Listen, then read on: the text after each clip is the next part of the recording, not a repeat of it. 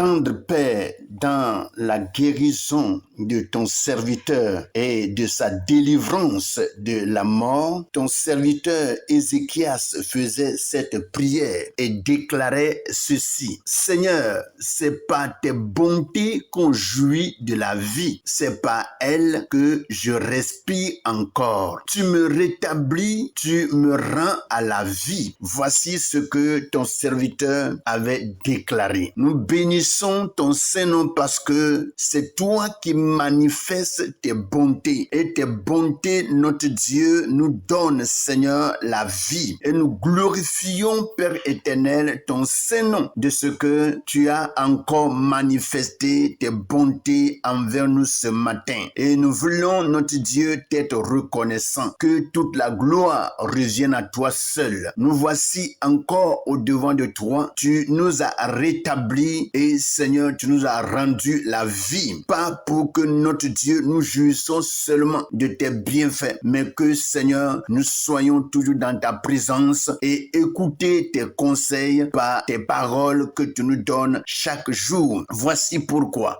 nous sommes encore ce matin au devant de toi pour t'écouter, notre Dieu. Nous prions pour que Père éternel, tu nous enseignes encore ce matin dans le nom puissant de Jésus. Amen. Bonjour frères et sœurs, que la grâce et la paix du Seigneur reposent sur tout un chacun et que sa puissante main soit vraiment notre partage. Nous voici encore dans la présence de Dieu pour écouter la parole vivante de l'Éternel. Avant d'écouter cette parole, nous allons passer un moment de louange pour que notre esprit soit rafraîchi pour une bonne réception de la parole. Soyez bénis et nous passons à la louange. Que le Seigneur soit glorifié. Voici, c'est parti pour la louange. Soyons tous bénis au nom de Jésus. Gloire à Jésus, la parole de Dieu déclare dans 1 Corinthiens chapitre 3, le verset 23. Tout est à vous, vous êtes à Christ et Christ est à Dieu. Jésus nous a tout donné, il est merveilleux. Jésus, ton nom est merveilleux. Jésus, ton nom est merveilleux. Jésus, ton nom est merveilleux. Jésus, ton nom est merveilleux. Jésus, ton nom est merveilleux. Yahweh, ton nom est merveilleux. Adonai, ton nom est merveilleux. Jésus, ton nom est merveilleux. Tu m'as donné la vie que je cherchais. Tu m'as donné la paix que je voulais. Tu m'as donné la joie que je cherchais. Tu m'as donné la famille que j'ai tant voulu. Jésus, ton nom est merveilleux. Jésus, ton nom est merveilleux. Jésus, ton nom est merveilleux. Jésus, ton nom est merveilleux. Jésus, ton nom est merveilleux. Tu m'as donné la famille que j'ai cherchée. Tu m'as donné les frères que je cherchais. Tu m'as donné les enfants que j'ai voulu. Jésus, ton nom est merveilleux.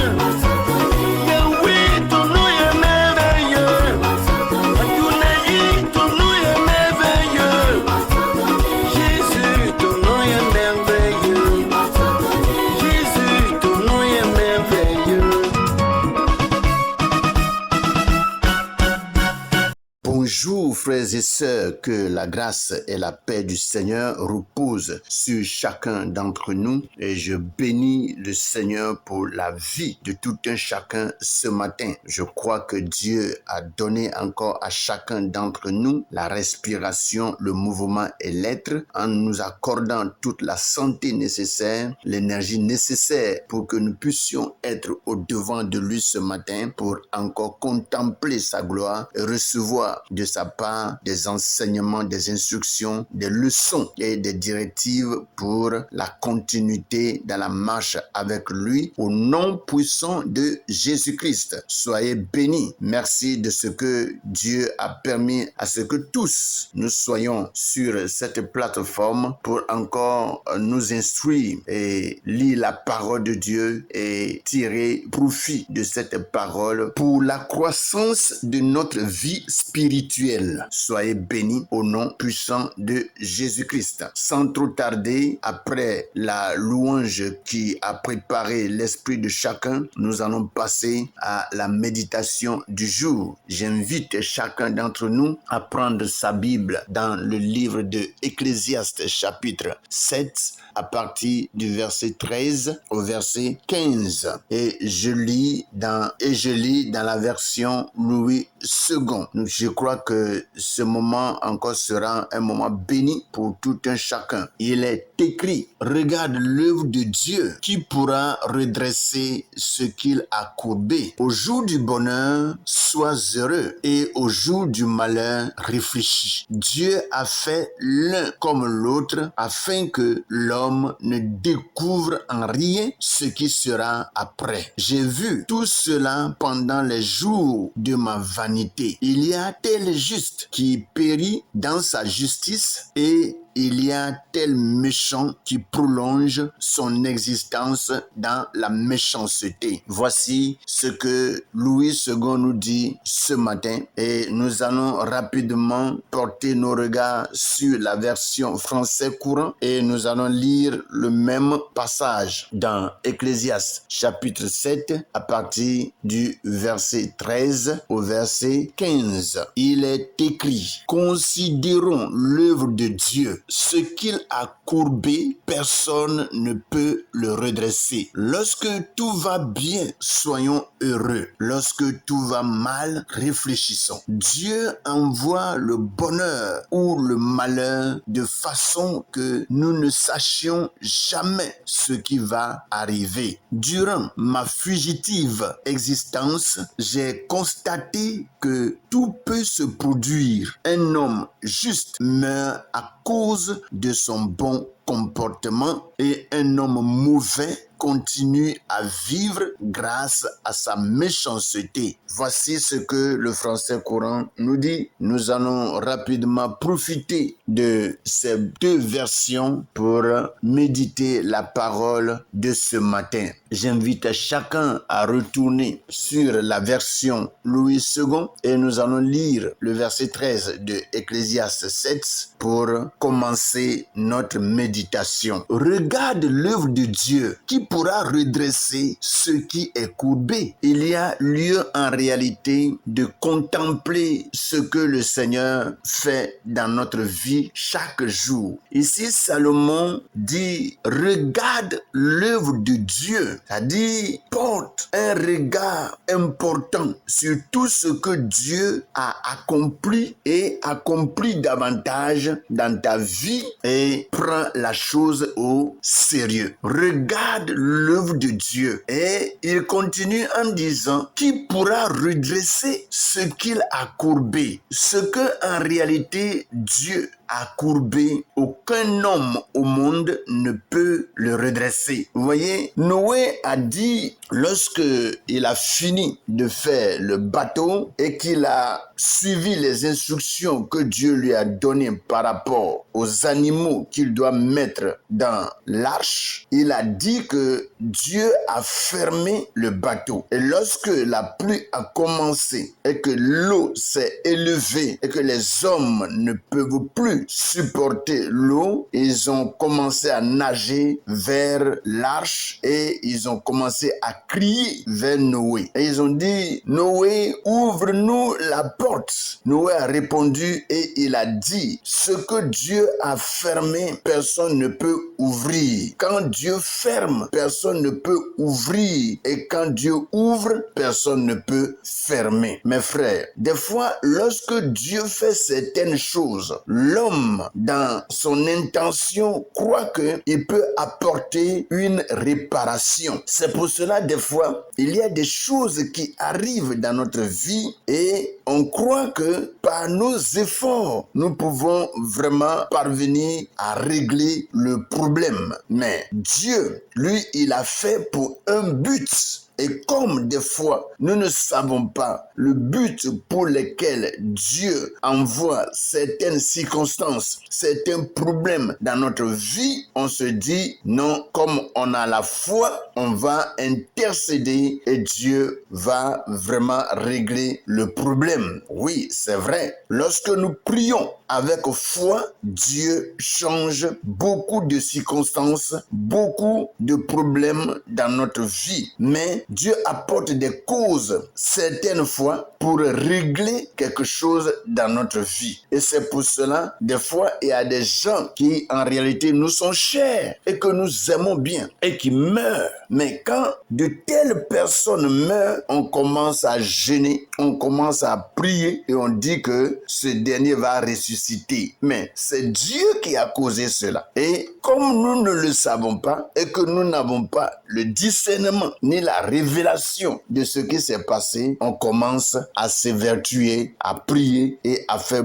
beaucoup d'efforts pour régler la situation. Non, mes frères, écoutons ce que Salomon nous dit ici. Regarde l'œuvre de Dieu. Qui pourra redresser ce qu'il a courbé? Personne. Vous voyez? Personne ne peut redresser ce que Dieu a courbé. Donc, des fois, lorsque Dieu fait certaines choses, la chose la meilleure que nous pouvons faire dans notre vie, c'est de lui dire merci. Parce que lui sait pourquoi il a fait cela. Personne ne peut connaître les pensées de Dieu. Et personne ne peut connaître aussi ses plans. Dieu a de merveilleux plans pour nous, mais nous ne le savons pas. Et c'est pour cela, il faut que nous soyons beaucoup calmes, beaucoup tranquilles et rester dans un esprit de prière pour que Dieu puisse nous parler sur certaines choses qui nous arrivent. Que Dieu nous bénisse. Il est dit, au jour du bonheur, sois heureux et au jour du malheur, réfléchis. Au jour du bonheur, lorsque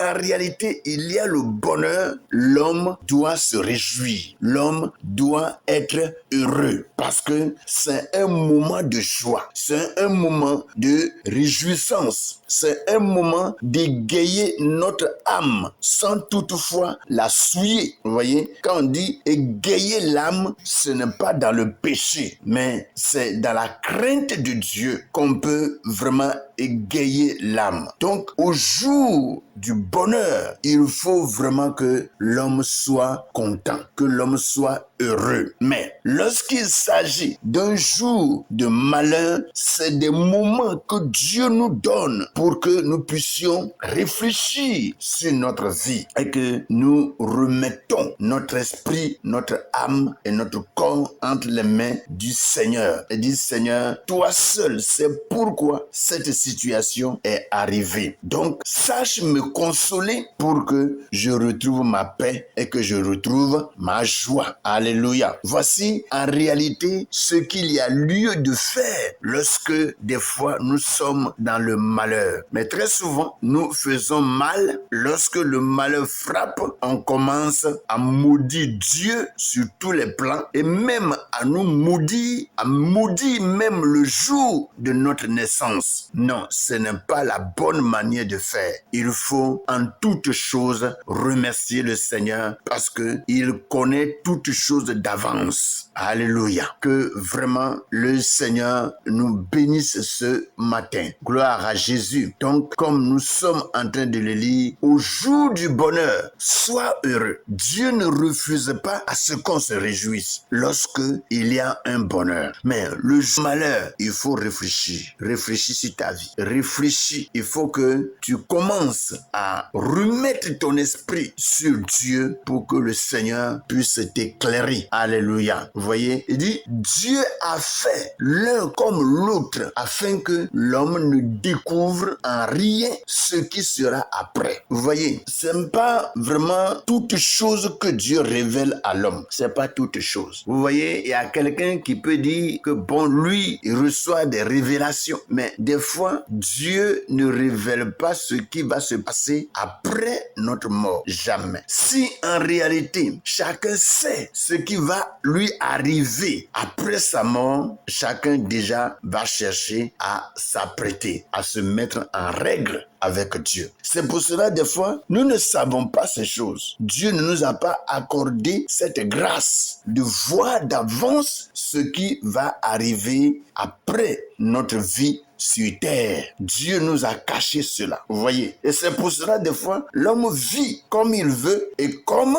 cela lui plaît. Mais c'est un danger. Et c'est pour cela, nous devons beaucoup faire attention et nous remettre à Dieu pour que Dieu puisse nous diriger en toutes choses. Car lui seul est le donateur de la vie et il est notre soutien. Alléluia. Il dit, lorsque tout va bien, soyons heureux. Lorsque tout va mal, réfléchissons. Dieu envoie le bonheur ou le malheur de façon que nous ne sachions jamais ce qui va arriver. Même les sorciers qui voient vraiment des choses de loin comme de près, lorsque la mort va les attaquer, ils ne savent pas. Et ils ne savent même pas ce qui va arriver après la mort. Et c'est pour cela, ils continuent dans leurs mauvaises œuvres, dans leurs mauvaises pratiques et refusent de se repentir. Vous voyez, il a dit, j'ai vu tout cela pendant les jours de ma vanité. Il y a tel juste qui périt dans sa justice et il y a tel méchant qui prolonge son existence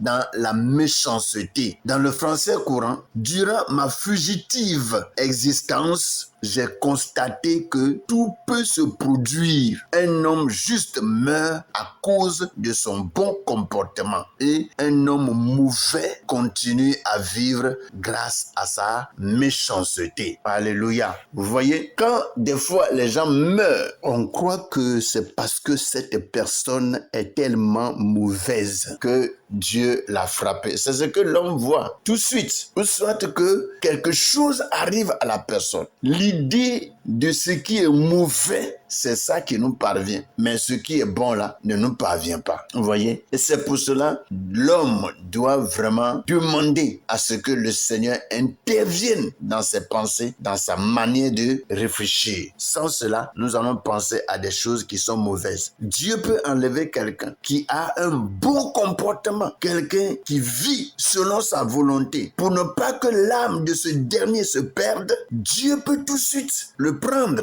Et des fois, quand ça se passe, nous avons vraiment une pensée erronée et qui ne glorifie pas le Seigneur. Mais pourtant, pour quelqu'un qui est méchant, on voit que ce dernier vit longtemps. Pourquoi? Parce que Dieu veut que ce dernier parvienne à la repentance. Et comme des fois, nous ne comprenons pas cela, il y a beaucoup de personnes qui, dans leur méchanceté, et qui meurent et sont surpris de se retrouver devant la fournaise ardente, l'enfer. Mes frères, comprenons vraiment ces choses et bénissons le Seigneur dans tout ce qu'il fait pour nous. Alléluia. Que toute la gloire, l'honneur, l'élévation reviennent à lui seul. Soyez bénis et continuez la méditation chez vous, à la maison, et laissez le Saint-Esprit vous instruire au nom de Jésus. Amen.